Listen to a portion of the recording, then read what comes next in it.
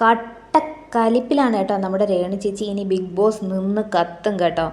അപ്പോൾ എന്താണെന്നല്ലേ, ബിഗ് ബോസിനെ ഇങ്ങനെ തമ്മിൽ തല്ലിക്കാൻ നല്ല ഇഷ്ടമാണല്ലോ. പുള്ളി രാവിലെ ഒരു മോർണിംഗ് ടാസ്ക് കൊടുത്തു. ടാസ്ക് എന്താണെന്ന് വെച്ചാൽ, നിങ്ങൾക്ക് ഇഷ്ടമല്ലാത്ത ഒരാൾക്ക് ഒരു ഓമന പേരിടാനായിരുന്നു.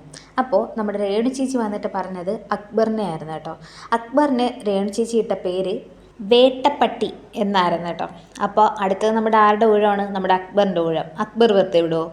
അക്ബർ ആയിരുന്നു അടുത്തത് വന്നത്. അക്ബർ തിരിച്ചു പറഞ്ഞത് ഇഷ്ടമല്ലാത്ത വ്യക്തി രേണു ചേച്ചിയാണെന്നും രേണു ചേച്ചിക്ക് അക്ബർ ഇട്ട പേര് സെപ്റ്റിക് ടാങ്ക് എന്നായിരുന്നു കേട്ടോ. അപ്പോൾ മോർണിംഗ് ടാസ്ക് ഒക്കെ കഴിഞ്ഞ് രേണു ചേച്ചി ആ കട്ടിലിൽ കിടക്കുവാണ് കേട്ടോ.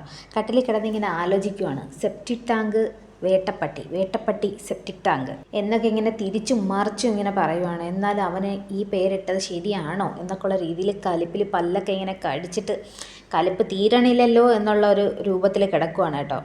സെപ്റ്റിക് ടാങ്ക് എന്ന് പേരിട്ടത് മോശം തന്നെയാണ്.